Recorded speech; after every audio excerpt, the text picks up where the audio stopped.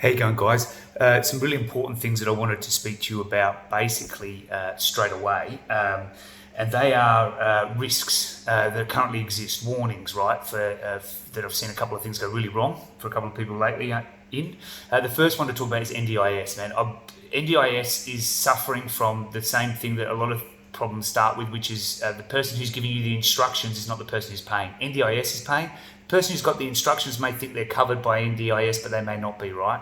So if you take instructions and do a job for someone and it's NDIS that is paying and they refuse to pay, you can see the problem, right? So NDIS, man, I would be calling NDIS to confirm that this is their client and that they are willing to pay for it. They've received the quote. Otherwise, guys are getting burnt on big jobs, $700, $500 jobs, man, and it's already over as soon as there's an objection, because the headache, the grief, the emotion attached to not getting paid and someone screwing you, right, is just more than $700 worth of pain. So NDIS, man, particularly high jobs, like cleanup jobs, stuff like that, confirm with NDIS, it's a third-party issue, right? The other one is cover jobs. If you are putting in place cover jobs with another franchisee and you don't get me involved, you're going to pay a price, right? So all cover jobs through me, dudes, just so I can tell you guys what the risks are. That if it falls over or if it doesn't go according to plan for one person, because they haven't seen this coming that I know about, guess what? You guys end up hating each other, right? Just because neither of you guys have done it before. I've done it and I know the risks, right? So cover jobs, tell me about it, at least so I can talk to both of you about the risks on both sides and how to prevent them. Smart, that's what we're about, right? Same with selling clients or exchanging clients between you guys. It's only a conversation to me, but I can once again tell you, okay, some scenarios that have happened in the past and how would you feel if this happened and what would the consequence financially be, and you can see where I'm going, right?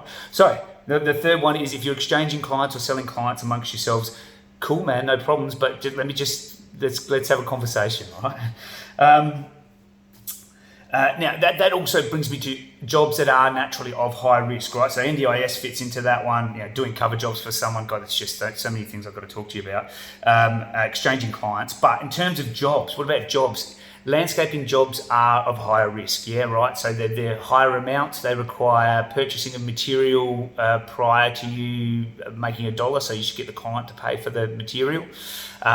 You should always be ready at any point to pack up your tools and walk off of a landscaping job and have got your money, right? So they can go south because of client communication, multiple stakeholders. The design is not what he thought it was going to be like in his head. Don't ever be in a negative position where you can't pick up your tools and go, okay, I'm out of here and I just lost $200 for a day's work, or whatever, hopefully more than that for $200 for a day's work, but you get my point, right? So protect yourself against jobs that are risk. They're higher risk, just take some precautions. Irrigation is another one of those ones, right? Irrigation jobs, once again, they're the big problem ones if they go south, right? Just like landscaping. Plant death, if the irrigation system doesn't work and you are liable because you set it up in the customer's mind, you're liable. Are they going to try and get you for all the plants that just died, $10,000 worth? I've seen a customer try and do it, right? One way to get around that is to make sure that they understand that. And I'd get them to sign something, man, to be honest with you, if it was me. I've seen the worst. They're time consuming as well, right? So very time consuming in terms of research, more calculations you can get wrong as well. Taking a risk of, overbuying products, so you've got to allow for all that. And quite often unrealistic expectations, a little bit like maybe the landscaping one, from the customer. Yeah, I want the pipe to go up here, around there, down there. It's all got to be on one feed so I can turn it off the one tap, and pop-up sprinklers everywhere. And then you try and please the customer and you end up stuffing it up, and then there's not enough flow and it doesn't work, and then you're there for days and right, starting to see it, right? Let alone trying to program one of those computers which are all different, right? So don't let me turn you off of irrigation, but just be mindful of the risks and take appropriate action. Get them to sign something, particularly as it relates to the plants, and that's just them acknowledging that they've got to check to make sure the plants aren't starving for water, right? So just cover off on a couple of the risks. Insurance jobs. We're running through the jobs that are at higher risk, right? Insurance jobs. First of all, you've got third-party separation. the guy that is telling you what to do is not the insurance company or the even veteran affairs or whatever it is that is not they're not paying for the job, the person who's telling you to do it. So third party involvement, go to the payee. The person who's paying ultimately is the person that has to approve it. The other thing is, oh man, sometimes these dudes are with back injuries and stuff like that, they're on painkillers, right? So I never really liked walking into a job where a guy was a bit schizophrenic or on painkillers, or once again, just a risk to be mindful when you're walking on their sites. They have up days, they have down days, and people that have up days and down days, did they get you on an up day or a down day where they just told you to do everything and they'll pay for everything, and on a down day when they're in pain, that, you know, it's a different story. So just be mindful of that. It's not saying anything against people, those poor people. It's just saying that that is a fact, right? Old people involve third parties. We don't want to be against old people, right? Love old people.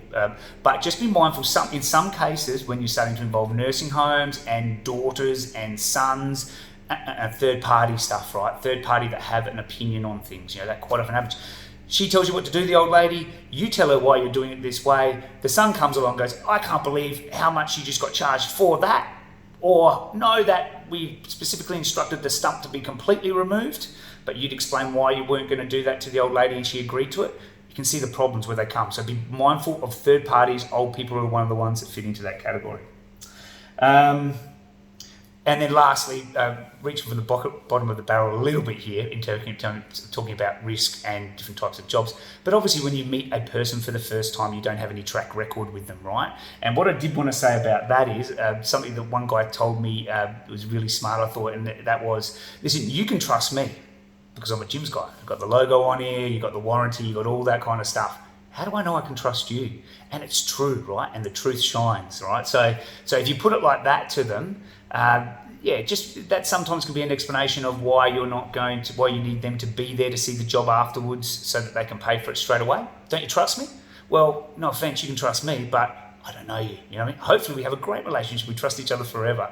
But at the moment, I've got to be a bit careful because there is some people out there, I don't know, probably not you, hopefully not you, but there is some people out there that have taken advantage of, you know, that in the past. And if they don't understand that, then there's a warning sign, right? So that's really what it's about, bringing out the warning sign. Cool, guys. Now, listen, I've got a video down below this that was recorded, I think it was on New Year's Eve. I had one of those moments of thinking about what I'm going to do for the year. But it's pretty good, man, in terms of my thinking and a few things that we're going to, a few directions we're going to head in the office. Part of that actually is I've taken on a personal assistant by the name of Jan, and we're chucking her into the 80-20 rule of activities, and she's going straight into communications, right? So she'll be kind of like our communications manager. Quasi, communications with you guys is where the value is created, so that's where we focus a lot of the time. Cool, guys, and that's where the relationships are formed, just like with your clients, right? So excellent. Yeah, great talking to you. Got some rain coming, that's fantastic. Have a great weekend. Talk to you soon. Bye.